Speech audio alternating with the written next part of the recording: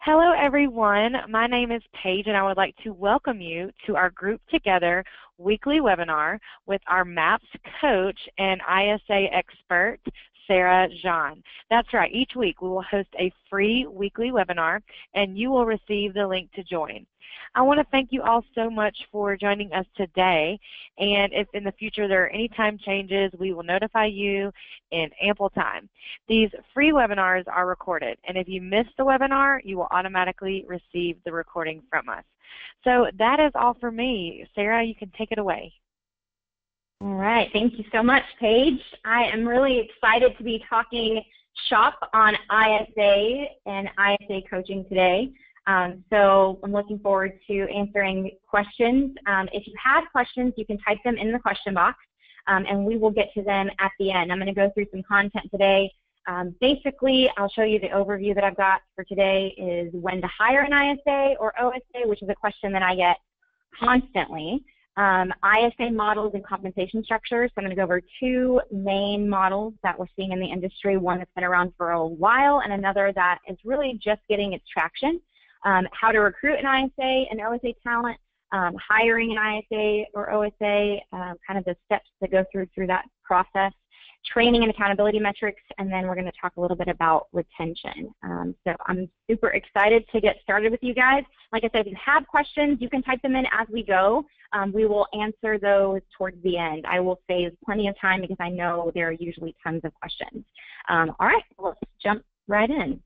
Okay. So first question, when do I hire an ISA? This is a question, like I said, that we get constantly. And we find that most of the time the place where people hire ISAs the most often is when they're averaging 3 to 4 deals a month all the time, consistently 3 to 4 deals a month. This basically is going to give you enough income on a monthly basis to justify basically a lead spend, because we usually consider our ISA salaries under our lead gen budget. This should give you enough lead spend to justify hiring an ISA and give them some consistency as far as you'll be able to pay their monthly salary on an ongoing basis. So 3 to 4 deals a month consistently. Most agents, depending on your price point, right, it might be lower or higher than that. But most agents find that they begin to need that kind of leverage, and that they're prepared for that kind of leverage around the $8 to $10 million mark. Sometimes it could be a little bit lower, 6 to 10, somewhere around there. But the $8 million mark is usually where we see people say, okay, now it's time. I absolutely need the leverage. Now, when not to hire an ISA. If you're on this call and you are just getting into the industry and you've realized that prospecting is hard and it's not very much fun and you'd rather just hire someone to do it, that might not be the best time to hire an ISA or the best reason to hire an ISA. Yes, prospecting is hard, and yes, it can be a grind, and yes, it can seem like a really good option to just hire it out or outsource it to a CA company or to an ISA that you bring in-house. However, if you have more time than you have money right now, it's the best bet for you to continue lead generating on your own. Now, there are some reasons why you might not, or some situations why it might be a better idea. If you're coming into the industry with just a ton of money, perhaps, but as the good book teaches, MREA, for those of you who have read it, hopefully all of you have, you want to lead with revenue, not cost. So you don't want this to be an expense that you feel like is an expense. You have to look at this like any other lead spend that you would invest in as an investment. And it can take several months, 4 to 6 months to be exact, to start to return. So don't get into it with a mindset that you're going to instantly hit a return on your investment when you bring on an ISA. It requires a lot of work on your part to train and to coach them up on a weekly basis, and it also requires a commitment to see it through, right? Just like you would with any other lead spend or technology that you would bring into your organization. So I do want you to think about that. Just as much as I want you to think about when to hire one, I also want you to think about when not to hire one. Don't do it out of pain because you're just tired of lead generating. Okay, so that's the most common question. $8 to $10 million mark in volume is pretty much where we see the real need come up. Basically, you're getting to a point where you're letting the important piece of lead generation fall through the cracks because you've got too many listing appointments to go on, right? You've got too many sales activities to do and it's cutting into your lead gen time. Until you get to that point, probably don't need an ISA. All right. So let's talk about the models. So there are two main models I mentioned. One is going to be the traditional ISA, inside sales agent model, and the other one is going to be what we call a junior agent model. So we'll talk about the traditional one first. This is a full-time or a part-time employee, usually a full-time employee. They're W-2. So I have employee in big caps letters because they're employees, right? You're going to tell them where to be. You're going to tell them what to do. You're going to tell them what script to use. You're going to set hours for them. They're an employee, and you should, if you want to pursue other employment statuses like 1099 for a traditional ISA type role, you definitely would want to talk to someone with legal experience with labor because you may run into some issues there later down the road if you try to do the 1099 employee model. It just isn't technically the right way to do it in most states. Now, your state might be different than ours. But it is a W-2 employment, which means that you're going to pay income tax and all of that stuff on the back end, which can kind of seem like a pain. And yet, again, think of this as an investment. This is an investment in the person that you're bringing into your team and an investment long-term because this person is going to grow with you, okay? So this is also going to usually include paid time off and benefits if applicable. So if you do this for, say, your admin, if you've got an admin or an executive assistant that you have and they have access to PTO and benefits, it's going to be the same type of situation with an ISA that you bring on. Now, typically what we see for compensation models is a paid base and a commission on the back end, right? So that looks like typically $2,000 to $2,500 a month, plus a 5 to 10% commission when the deal closes. That's the typical compensation that we see. Now, that 5 to 10% variable and the variation with the base salary really depends on your competition, right? So if you're in San Diego, you might need to offer a little bit higher of a base in order to make it make sense from a competitive salary standpoint. The 5 to 10% commission, when you're in a lower price point area, you might need to raise the 10% commission to make it a competitive compensation structure in your market. So usually I say the cutoff is about $200,000. If your average price point is below $200,000, that's when you're going to really want to start looking at increasing that compensation on the back end to say 7% or 10% or some variation there. If you're above $250,000 on your average price point, then typically 5% on the back end is totally fine.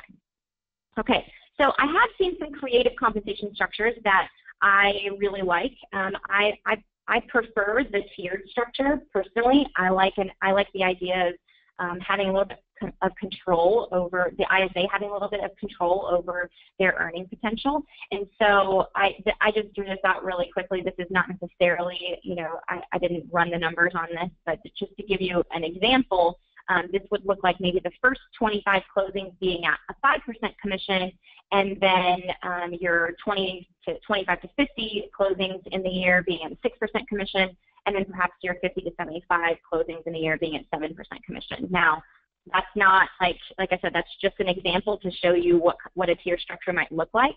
You would want to take a look at your P&L and structure it where it's a win-win for both of you, making sure that you're getting enough deals to make that make sense with your price points and all of the things that you'll need to consider in your given market. But that is a compensation structure that I really like. So keeping the base the same and then offering a tier up to 7% or up to 10% is a nice way to incentivize them to continue to do more and more deals. So the last one that I've seen as far as creative compensation models would be a process bonus. So I call it process bonus. I didn't really know how to describe it, but basically it's through each step of the closing process, you're adding on a little spiff, basically. So say they have an appointment that's gone on. The agent that they set the appointment goes on the appointment. They get $20 for that. They have a taking contract that we'll give them additional 50, and then they get an under contract bonus at $100.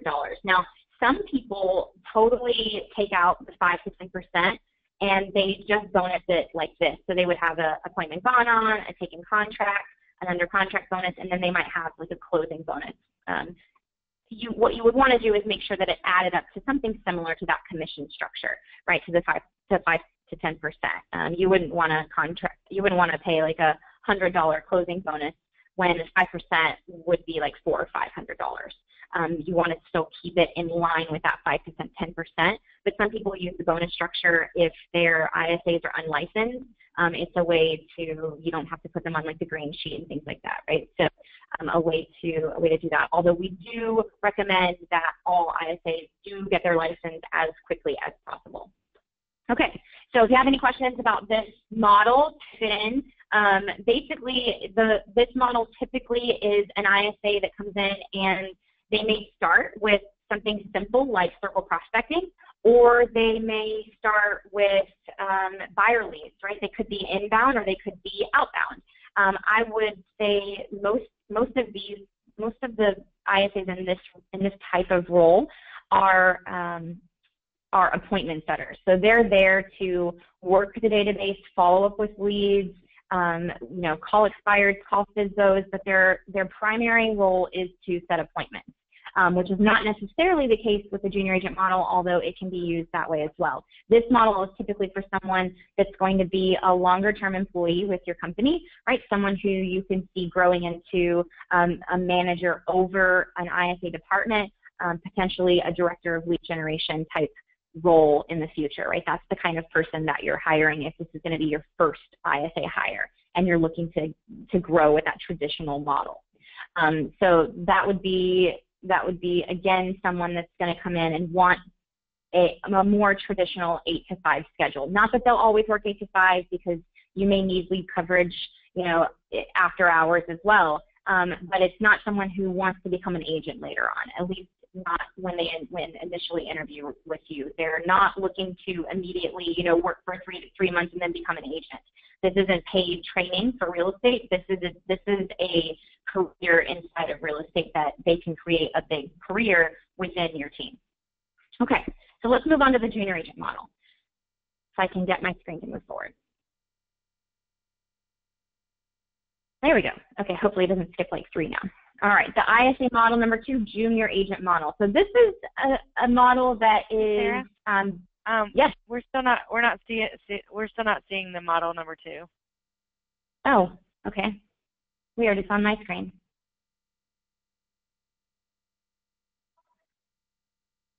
It still says model number 1? Yes.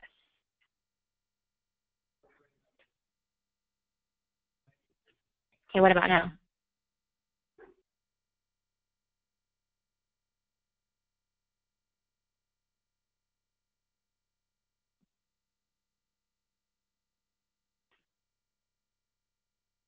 Page?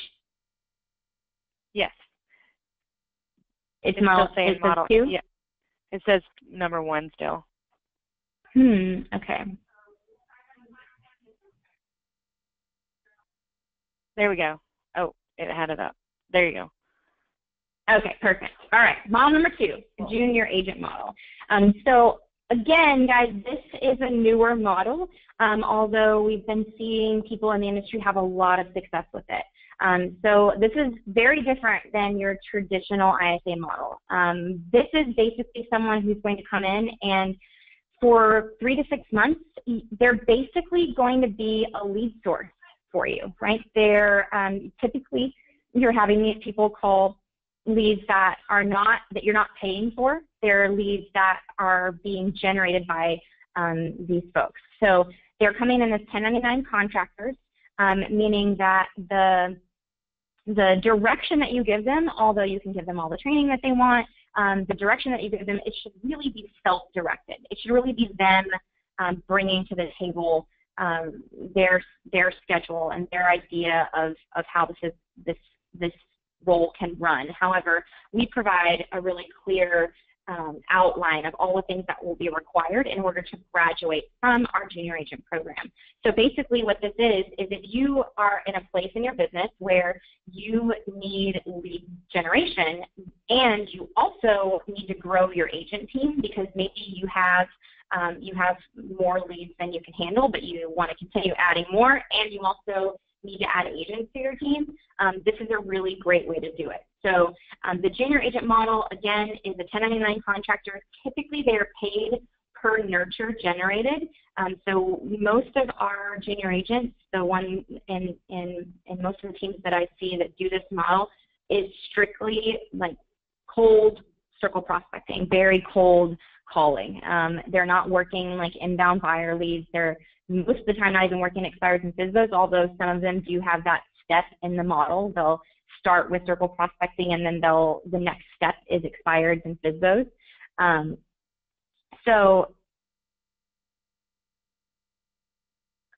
Okay, sorry, Paige is saying that it's showing the correct content how the screen is showing, and I'm not seeing that. It's fixed now. Sorry. Yeah. Okay. So that was a minute ago. Okay, cool. All right. So anyway, they're paid per nurture generated. So just to give you guys an idea, a nurture typically has 5 criteria. So the first criteria is motivation. So motivation to sell a home within a year. They have a clear defined time frame, meaning that they have some kind of time restraint. It's not just some willy-nilly thing that they have this time frame set around. It's something clear that's happening in their life that's going to be making them move. So clear motivation, a time frame within 12 months, and then we're also looking for a selling opportunity. Selling opportunity means that your ISA asks the person on the other end of the line, do we have the opportunity to earn your business, right? You're not working with another agent, and we want to make sure that we can earn your business. And then in addition to that, we're going to get really valid contact information. So you're going to make sure that the number that you call them on is the best number to reach them when you follow up with them, and you're going to get an email address. So getting an email address is key because we always want to have as many ways to market to these people as possible. And then the last piece is you're going to find out when they want to be followed up with. So seller-directed follow-up is how I usually like to say that, because we want to leave it up to the prospect, right? We don't want to ask, or we don't want to tell the prospect, okay, it sounds like 3 to 6 months would be a good time to follow up with you. You want to ask them, when would be the best time for us to touch base again? When does it make sense for us to have a more serious conversation about you selling your home? That's the way that you want to do the seller-directed follow-up, because that way when you call them back, you can say, hey, you asked us to follow up at this time period. Instead of just guessing, you want to make sure that you put it on them. Okay, so that's the 5 criteria of a nurture. You want to make sure that you're checking on the validity of the nurtures that are being generated in this type of model, because you're paying per lead. So if you're paying per lead, you want to make sure that what you're paying for is legitimate. So one of the things that I really recommend is at least having someone on your team or you yourself spot check when you have a junior agent that you're paying per nurture, you're spot checking their nurture. So at least 1 or 2 per day that you're checking to make sure that the nurtures that are being generated match those 5 criteria very closely and that they're following that criteria, because otherwise you can end up with a situation where you get not so hot leads in your pipeline and nobody likes that. Okay, so again, total compensation, we're looking at just basically what you would be paying as a base salary to an ISA. However, you're paying it on a per nurture basis. So it's really, you can really look at this role as a lead generation spend. You can put that in your P&L line item as a lead generation spend 100%. Now, typically it's a 3 to 6 month program, and then at that 6 month mark, they're going to graduate, right? So one of the pros of this model is that this is a great way to build your agent team. And it's a great way to build your agent team with agents who come in with a prospecting mindset. And that's really important, right? Because it's very hard to change an agent team's mindset when they get into a, what leads do you have for me today mindset, and not a, I'm going to go out and hunt when I kill mindset versus when you bring people into this ISA or this junior agent role and they have to, commit to generating a certain amount of leads for the team and come in every day and bust it on the phone. You get someone who, when they graduate from that process, is really ready to hit the ground running in a prospecting-based culture versus having to change that culture later. So if you're looking to build an agent team right now and you're just getting started, or maybe you're looking to add some new blood to your agent team so that they'll pick it up on the prospecting. I know there's a lot of teams out there that are trying to do that. When you're trying to do that, that can be tough unless you are bringing in people and they have to go through this kind of hazing almost, right, where they've got to commit to this many leads to the team before they're allowed to be an agent. So a really good way to do that. Now, one of the cons of this is that you're going to have a revolving door with your ISA world, right? With your the person who might be setting appointments or the person who might be lead generating. It's a lot of training that's involved. You're constantly recruiting and you're constantly training in this type of model. So just be prepared for that type of situation, right? I see a lot of teams that run both of these models simultaneously. So that's really where Heil Group is at right now. We run the junior agent model and the ISA model side by side. The junior agents tend to be our lead generators, and the ISAs tend to be people who handle like our inbound leads and who are more conversion focused. They're more appointment setting focused, and our junior agents are more generation focused, if that makes any sense. So some of the steps to become an agent through the junior agent program: obviously get licensed. That's a big step. Generate 500 verified nurtures for the team.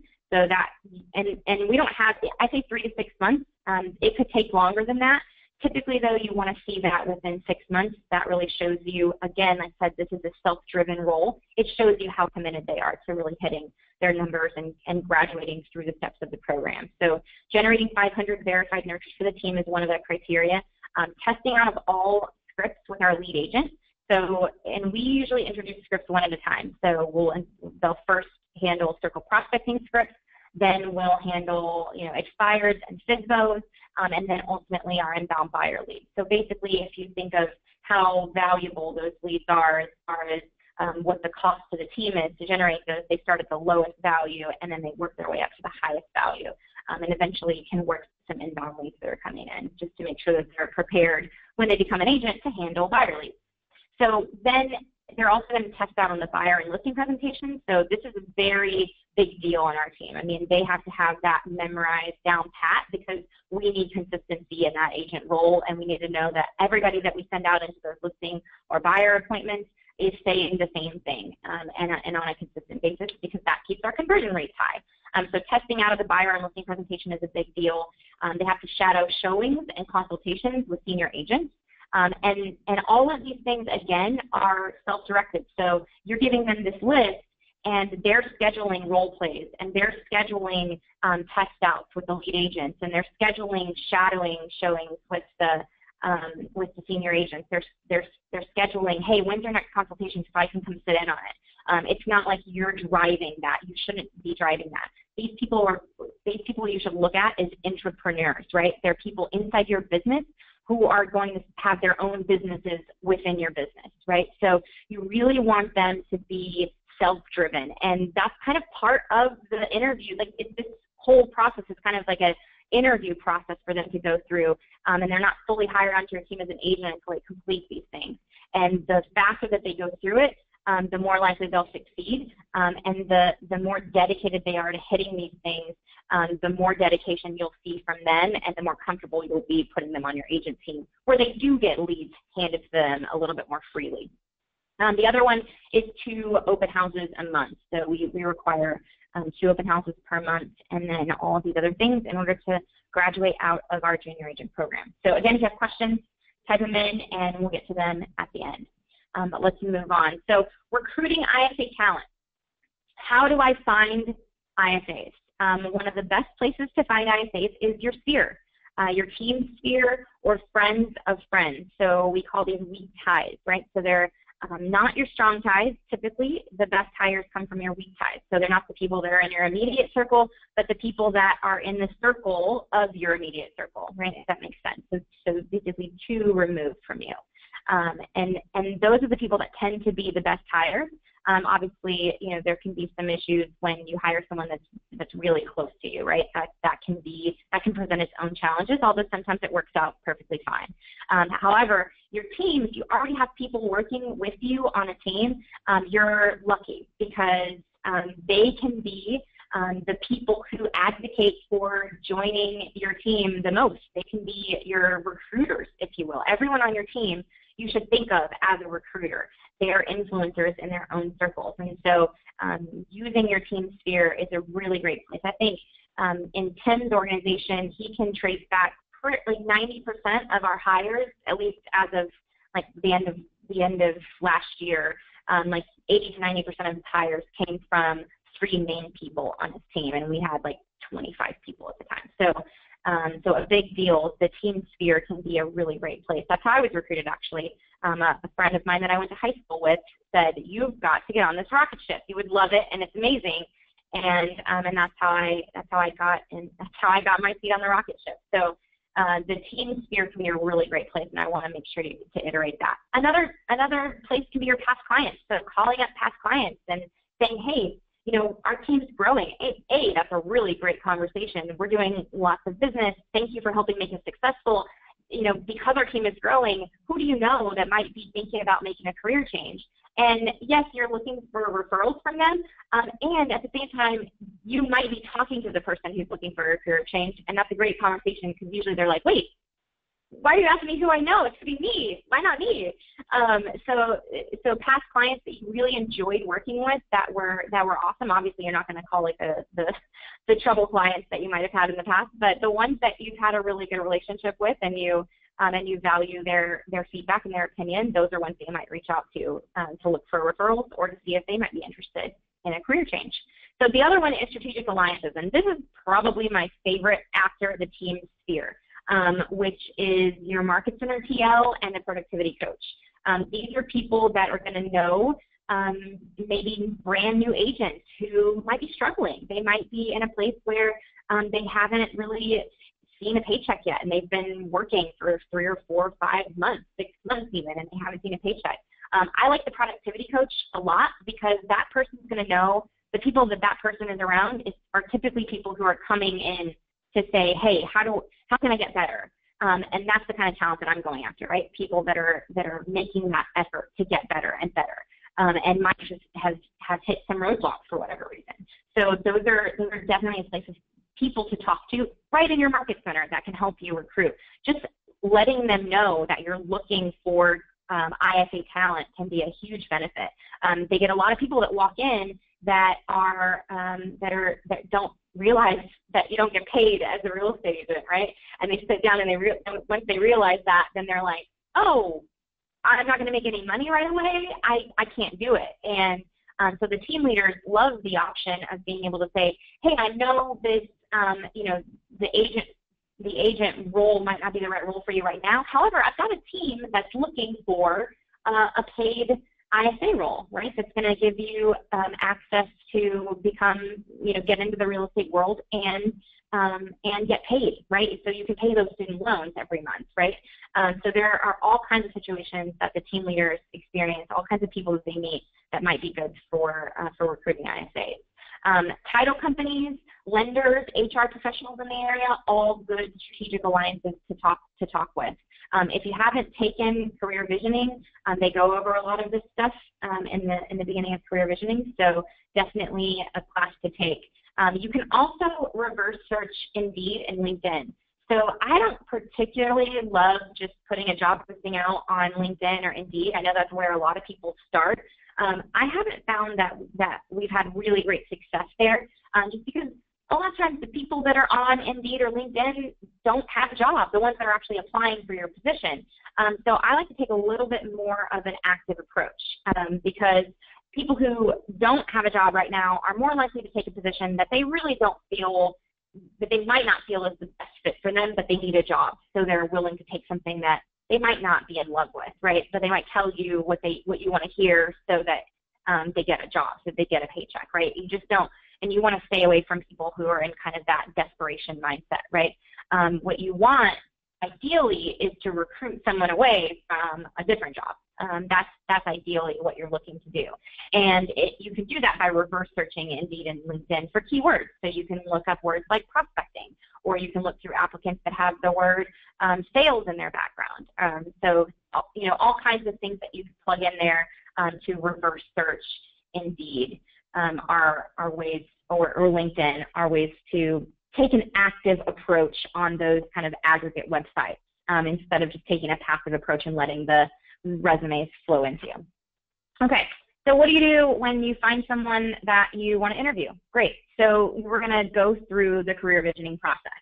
So I see a lot of agents make the mistake of bringing someone in and pitching them on the opportunity and how great it is before they're really learning about the person that's sitting across from them. It's just like a listing call or a prospecting call. The interview process is you're finding out, you're doing that needs analysis, you're finding out what motivates them, what drives them.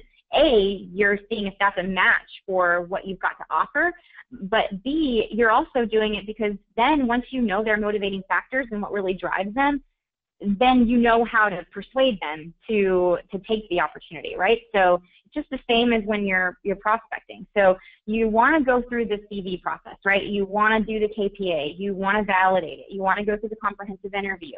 You definitely want to check references, guys. You can't underline that enough. Check the references. As far as KPA goes, this is actually an ideal KPA. One of my coaching clients just hired this person, and she's been doing fantastic so far. So the KPA, I think, is a really good indicator. Keller Williams has done an amazing job developing this tool, so highly recommend using it.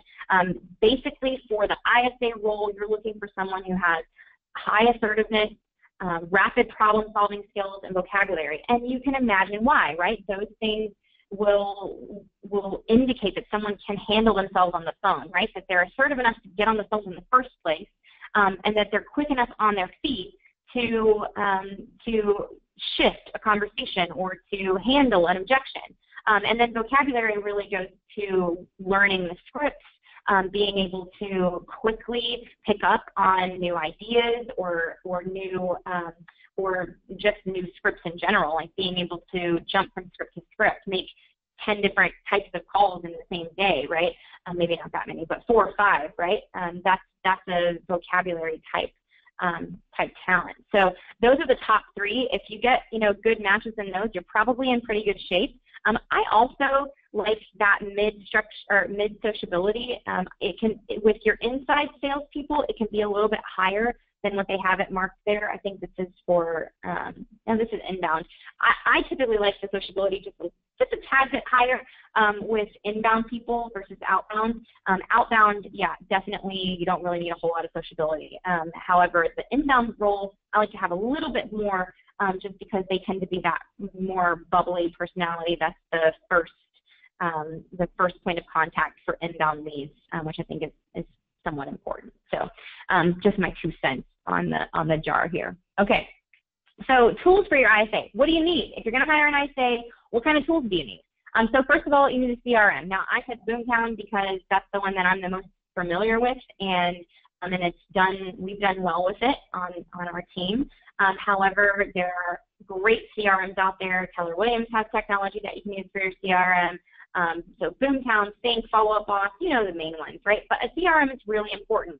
If you have an Excel sheet that you're trying to track things on, really think about investing in a CRM. Once you get someone else who is working lead gen on your behalf, it's going to be really important for you to be able to go in and clearly see what's going on and inspect your results. So that's where a CRM like Boomtown or Infusionsoft, Salesforce, Sync, Follow Up Boss, all of those come in handy because they really provide a whole nother level of insight than you can get through simply like an Excel spreadsheet. So definitely a CRM is a tool that you'll want to provide for your ISA. The second is a dialer. Typically, I recommend Mojo. There are other dialers that are included with some CRM technology now, which is fantastic. But Mojo is typically the one that is recommended the most in the ISA industry. It can dial up to 3 lines. Now, you want to check with your local legal expert on auto dialing and all kinds of legislation around that, and evaluate your risk to make sure that obviously, guys, we want to make sure that you're scrubbing DNC. So if you're going to be getting data and using a dialer, you 100% want to make sure you're scrubbing against DNC, which is do not call, in case you are unaware of what DNC means. Do not call us.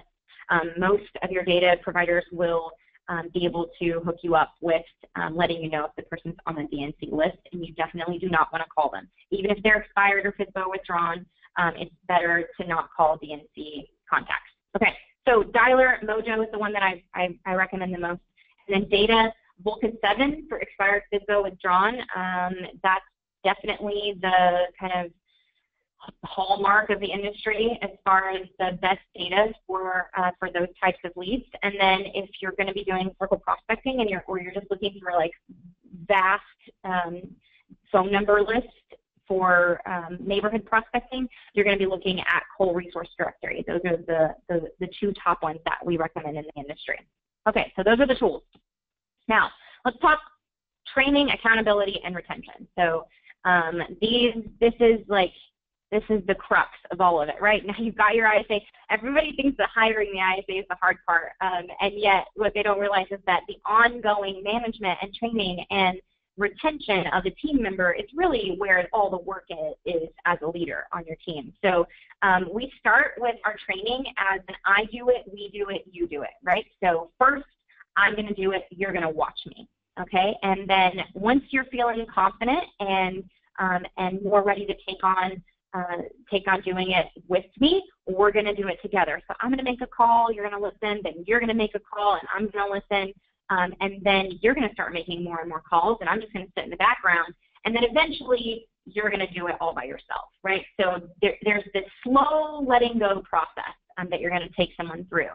And what I do want to iterate is that even though this is a process, you don't want to put prospecting on a pedestal. You don't want to make it to where you go weeks before you get someone on the phone, right? I would say at the max, the time that you do it and they watch, it's maybe 2 days that you're doing it by yourself. Maybe it's a max 2 days. Most of the people that we have, they come in, we do a couple of, role plays. I get on the phones and they watch me for a few hours. And then we're going right into we do it. So the I do it piece should last not very long, right? We do it is the bulk of it, where after every call you're stopping and saying, okay, how did that feel? What could you have done better? Here's where I see that you could have improved. What are you going to do differently next call? Okay, great. Now hop on another call, right? And this takes time. So I would say the we do it phase can last a week. The rest of the week, so if you get someone on the phone on their second day, and then the rest of the week, you're watching them, you're helping them, and at least spending, a good amount of time, 2 to 4 hours a day while they're doing it. And then maybe the other 2 hours a day or 4 or 3 hours a day, they're spending memorizing their scripts and just poring over them and role-playing them and reciting them out loud, really memorizing the script so that we really ensure mastery.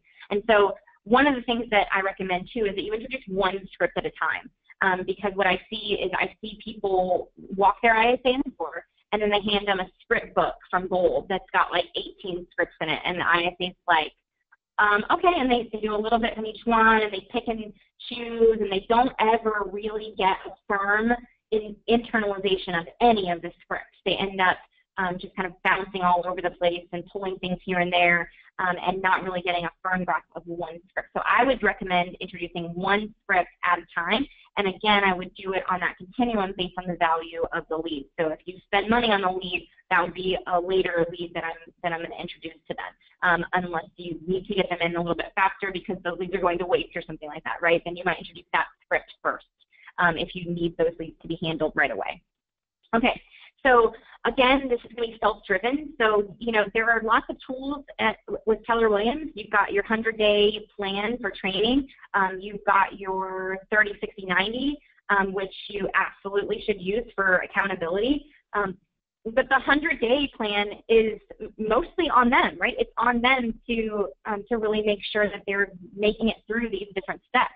And then we're also going to be looking at using that 30, 60, 90-day plan for accountability, which means you're going to be using those markers for what you should have accomplished in the first 30 days, what you should accomplish in the first 60 days, what you need to have accomplished in the first 90 days in order to continue your employment here. And I think it's really important, guys, to make sure that up front you're stating that, if at 30 days you're not meeting these metrics, then your employment can't continue, right? These are very serious metrics for you to be hitting in order to continue your employment here, especially if you're paying, if you're doing the traditional model as a W-2 employee. When you're paying that base salary and you're not seeing those leading indicators. Not that, like I said, this is a 4 to 6 month ROI, so not that you should see return on investment by 90 days, but you should be seeing the leading indicators that are showing that you're going to be moving that direction, right? And if you can tell that someone is really on an upward trajectory, even if they maybe didn't hit it exactly, obviously there's room for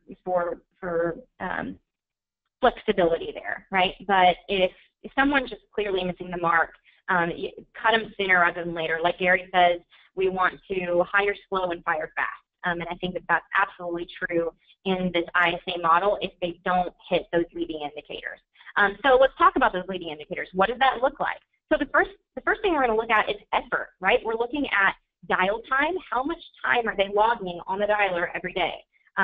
Typically, a full-time ISA can manage about 6 hours on the dialer, sometimes more than that. I've seen them get up as high as 7 hours on the phone for just your super high V monster ISAs. There are some that can log hours like that. But typically, I think a healthy dial time is 6 hours would be a really healthy dial time. So 1 hour of admin throughout the day, so updating CRM, email, whatever needs to go out to the leads they talk to, and then 1 hour of training and breaks plus their lunch break, which would be a total of 9 hours for the day.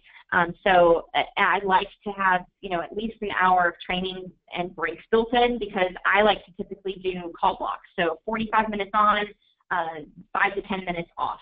45 minutes on, 5 to 10 minutes off. That's how I see that people work the best. So dial time and dials, that's where you're seeing effort. Are you making the effort? So dials, if you don't have a dialer, having a call sheet. I see so many ISAs that don't, they're not doing any kind of tracking. They're just kind of working themselves through the database, and they don't even realize how effective they're being, right? So we talk about in our course effective versus efficient. Effective is, are you putting in the work? Are you doing a number of activities that you need to be doing in order to hit your goals? And then efficiency is, how do you convert, right? Are your conversion numbers in line with what the industry averages are, or are they below or above that? So efficiency is important, but what you're looking at when you're tracking dial time and dials, it's just effort, effectiveness. Are you able to put in the time and do the grind, right? Are you able to do that? And then contacts and appointments is two things. First of all, contacts is going to help you understand your data quality. So if you've gone with a lower quality data source, you really want to pay attention to your dials per contact. So I talk a lot in ratios, because although I could tell you a certain amount of numbers that you need or a certain amount of contacts that you need on a daily basis, ratios are really so much more actionable. So although you want to track dial time, dials, contacts, and appointments, you really want to start looking at the ratios between them to look at your conversion rates. So a good solid contact rate, which is your dials or your contacts per dials, would be it needs to be about 7% or above, right? So typically on a first time through new data, you would see your contact rates be double digits. They should be 12 to somewhere around 20% for fresh, brand new data. Each time you go through a list, you're going to have lower contact rates. So be aware of that when you're bringing in an ISA, that you can't just have them call the same people over and over again. Their contact rates will dip, and then it makes the ROI on the time that they're spending really negligible. So you want to make sure that their contact rate stays high and that they have alternative data to call on in case their dial time or their contact rates dip. The other thing you're going to be tracking is appointments, obviously, right? For obvious reasons, you want to know how many contacts it takes that person to set an appointment. So those are probably the 4 key metrics. Beyond that, you can track appointments gone on and appointments taken. Those are both also important metrics to track with accountability for ISAs, right? Because you want to make sure that they're setting really good, solid appointments for you or for your agent team. Okay, so the best way that we've seen to use or to hold any team member on your team accountable is to use the 411 document and meet weekly with your ISA. I do not say this lightly, guys. This is probably, of anything that I've talked about today, beyond maybe hiring the right person, is meeting weekly with them. And if you take nothing else from this conversation today, it's that meeting weekly with your ISA is very, very, very important. This is a tough role, and if they don't have someone who's not necessarily holding their hand or giving them the rah-rah every week, but investing in them, really investing in them, at the end of the day, you're going to be hard-pressed to keep someone in this role. And I find so many agents that will hire an ISA and then feel like, okay, set it and forget it, right? I'm going to put them off in a room by themselves, or maybe, stick them in with the admin team. That might be even worse. If there's any admins on this call, I love you guys. Yet it's a very different energy in an admin room versus an ISA room, okay? So, and very different personalities. So, agents will put them in a room by themselves. They'll let them work from home even, and really not invest in them. They're not taking the time to make that investment. And eventually those ISAs will turn over because they're not being poured into. And that really goes for any person on your team. Any person on your team, every person on your team should be reporting and have a weekly one-on-one with someone who is committed to investing in them. So using that 411 document is a really great way that we use on our team to keep people motivated and keep people moving in the right direction and hold them accountable. What that document does is it lets you connect your personal goals, your personal financial goals, and just your regular personal goals to the vehicle that is your job. And if you can make that connection for someone, that their personal goals can be achieved by the vehicle that you're providing in your company, that is powerful, and that's what keeps people motivated and working hard for you. Okay, beyond that, guys, provide additional training opportunities. So one of the most amazing things about Keller Williams is there's so many training opportunities, and some of which are free, right? So get them into classes at the Market Center, get them involved with your productivity coach or your Market Center's training.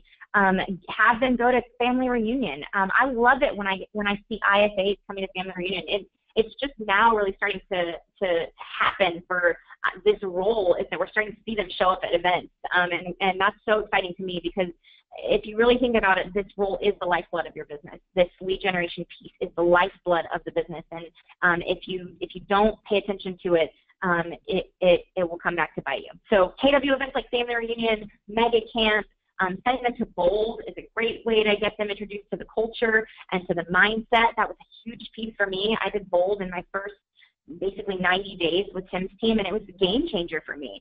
And then Quantum Leap is another one, especially if you have young people in this role. I know a lot of people hire younger ISAs. Quantum Leap is a great course to send anybody in their 20s, even 30s or 40s too, though. I mean, don't discriminate. Quantum Leap is an amazing course, so if you can get your ISAs in that. And then lastly, our ISA coaching program. So I'm going to go ahead and plug it here. You can get more information here at the link, but basically it's for inbound or outbound agents. We coach everybody from ISAs to even the rainmakers or the director of lead generation or the manager of the ISAs who's running the ISA team. So we coach both ISAs. I even coach a couple of VAs. So there's really anybody on your team who's doing prospecting at a high level and you want to make sure that they continue that or to take them to the next level with either systems or scripts and skills. We covered both of those really in depth. Our course is a little bit different. For MAPS, it's not your traditional group course.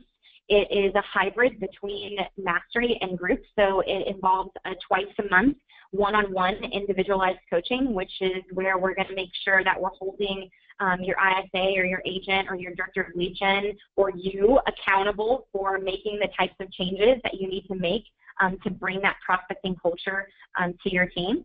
And then in addition to that, we're going to do weekly group training calls. So once a week, we have a weekly group training call on Tuesdays at 2 p.m. Central. And those cover everything from, closes, like we'll get really in depth on a particular language pattern for closes, all the way up to systems for running conversion on your team, right? How to get the highest conversion rates on your team, and the systems that we've seen successful for doing that, right? To follow-up systems and all kinds of things like that. So we get on a micro level all the way up to this very macro level, and everything in between, right? Now, what we do is we have set curriculum, and we poll our audience once a month to see what they want to learn next. So we'll throw up some different themes for the next month, and then we build our curriculum based on the needs of the class, because our group is constantly growing, because you can sign up for our course at any time. So it's not a set time that it's not like it's a 16-week class and then it's over and then another group starts with us. We have a community that we're building. We have about 70 teams or agents involved in it now, and you can join at any time. So we have our new starts every single month. So there's never a bad time to jump in and get started. In addition to the group calls, we also have a Rainmaker call once a month. I call these our mastermind calls. They're usually smaller calls, usually between 10 and 25 agents will be on that call at any given time, and it's our leadership mastermind. This is where our Rainmakers and our leadership people on the teams can jump in and walk through or talk through any challenges that they're having with integrating this type of culture, this prospecting culture, this ISA role onto their teams, and some of the challenges that can come up through that process. So it's a very in-depth course, and I'm sure Paige can give you guys more information too if you're looking to learn more. Okay, that's all the content I have for you guys. So I'm going to let Paige, I don't have the control panel, so Paige, if you can jump in now, and we've got about 8 minutes. I said I would leave more time. I talked too much, I'm sorry guys, but we have 8 minutes for questions before I've got to jump off, so let's go. Sure. So we have one from Angie. She asked, say you dial 200 numbers a day. How many of those should be contacts for quality of pulled numbers?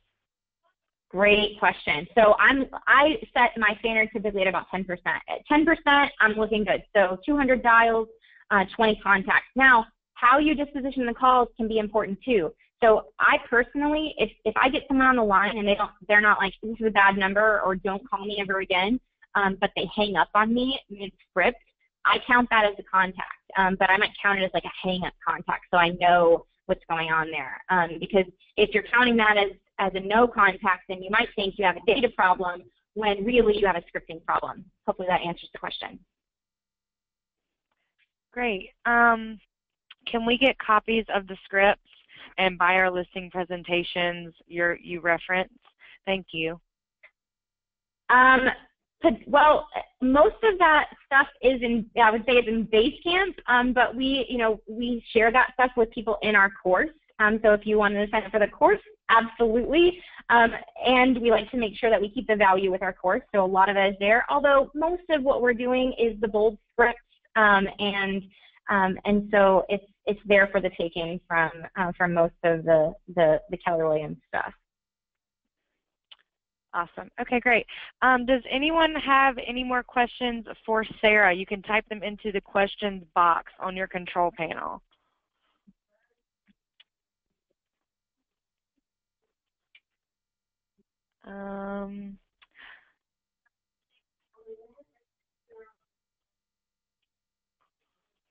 Okay, Sarah, I'm not seeing any more specific questions for you. Okay. So I think we are good. Wait, All right, perfect. Brandy asked, I was late logging in, how do I see the first slides?